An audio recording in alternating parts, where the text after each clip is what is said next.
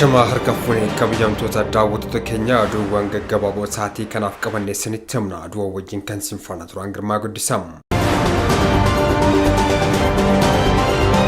Godinni baalee baha hongee mudateef birmannaa gaafate. Godinni baalee baha kibba Oromiyaatti argamu hongee hammaatiif namaa fi beeladaaf gargaarsa hatattamaa akka taasifamuuf gaafatee jira. Nyaata namaa fi beelada irratti hanqinni mudatee jira jechuun hoogganaan waajjira kominikeeshinii godinichaa obbo Jeelan Adam himanii jiru. Sababa jijjiirama qilleensaan hongeen godinoota kibba Oromiyaa, Boranaa fi Gujii akkasumas biyya ollaa Itoophiyaa kaaba Keenyaa fi Somaaliyaatti mul'atee jira.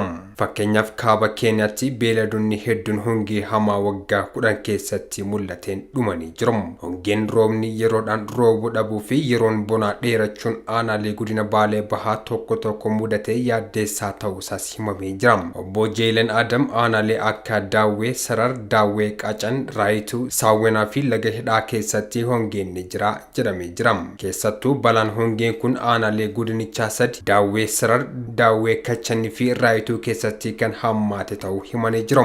Hanqinni nyaata namaa fi beellada irratti mudatee jira kan jedhan obbo Jeelan lakkoofsi namoota ammatti gargaarsa barbaadan 250 ol ta'uu himanii jiru. Dheerachuu bonaan wal qabatee midhaan namaaf beellada irratti qaqqabu sadarkaa godinatti yaaddoo hammaatarra gahu obbo Jeelan dubbatu.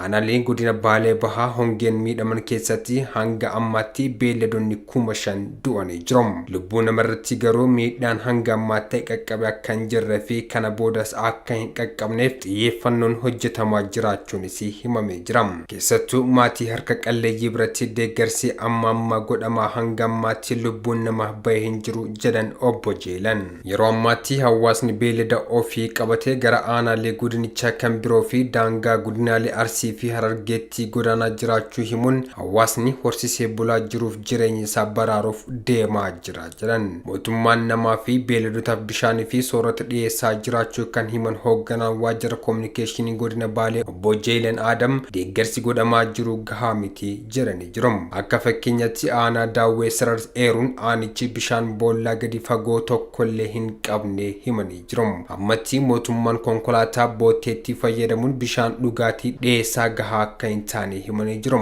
Dabalataan gogiinsi aanaalee godina baalee bahaa mudatee kun ji'oota lamaanitti aannanii fi isaa ol turuu waan danda'uufis dhaabbileen miti mootummaa hawaasni harka akka itti hiixatu gaafatanii jiru. Qaamoleen gargaarsa nyaata beeyladaa fi soorata nama gumaachuuf fedhii qaban yoo jiraatan bulchiinsi godinichaa kan simatu ta'uus himanii jiru. Hongeen akkanaa godinichatti waggoota 10 dura mudatee akka ture kan himan obbo Jeelan kan ammaa kun duraanii caala akka malee humna qaba jedhanii jiru.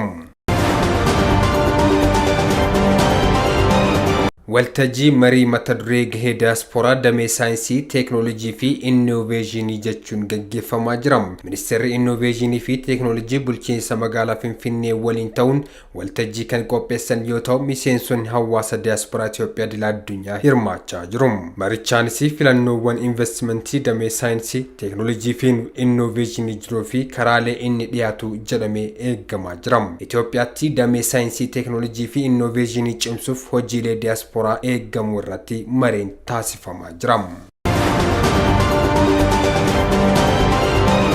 Raawwii karoora naannoo Harariin wal qabatee fooyya'insa argamaa jiran cimsuun barbaachisa. Pirezidaantii naannoo Hararii obbo Ordiin Badriim kaabineen naannichaa qorannoo raawwii karoora guyyaa 100 taasisee ture xumuree jira. Qorannoo kanaanis raawwii guyyaa 100 dhaabbileetti waamamtoota naannichatti argamanii gabaasanii raawwii isaanii dhiyaachuun irratti mari'atamee jira. Raawwii bara darbeen waliin yoo madaalamu fooyya'insi argamu cimsuun hojiilee gaaffii uummataa deebisan irratti tumsan hojjechuun murteessaadha jedhan obbo Ordii Badriim. Rakkoo akka biyyattii mudatee hambisuun cinaatti damee misoomaa fi dinagdee irratti xiyyeeffannoon hojjechuun barbaachisaadha kan jedhan pirezidaantiin itti aantuun naannichaa aadde Misraa Abdallam. Qorannoo raawwii guyyaa 100 gaggeeffame kanaan gaaffilee kaaniif dhaabbileen dhimmi ilaalatu deebii ibsi kan itti kenname ta'uu ragaan kominikeeshinii naannicharraa arganne ni mul'isa. Igad haleellaa shororkeessaa Somaaliyaatti raawwatamee balaaleffateem. Magaalaa guddoo Somaaliyaa Moqaadishootti humni balleessee baduu haleellaa raawwatee ilaalchisee barreessaan olaanaa Igad Dr. Warqinee Gabayyoo ibsa baasanii jiru. Ibsa isaanii haleellaa raawwatameen namoota baay'ee ajjeesuu fi miidhaa olaanaa qaqqabsiisuusaa cimsanii akka balaaleffatan beeksisanii jiru. Maatii firoomni jalaa miidhamanii fi jajjabina hawwuun mootummaan Somaaliyaa fi uummataaf deeggarsa kamiyyuu taasisuuf qophii ta'us Dr. Warqineen himanii jiru. Guyyaa kaleessaa waaree dura magaalaa Moqaadishoo buufata xiyyaara Edenitti haleellaa shororkeessaa qaamolee nageenyaa irratti xiyyeeffatee raawwatameen loltoota dabalateen namoonni 10 yoo du'an baay'een ammoo madaa'anii jiru. Kabajamtoota daawwattoota keenya oduuwwan gaggabaaboo isaatii kanaaf qabannee asumatti goolabnee jirra waan faana turtaniif horaa bulaa.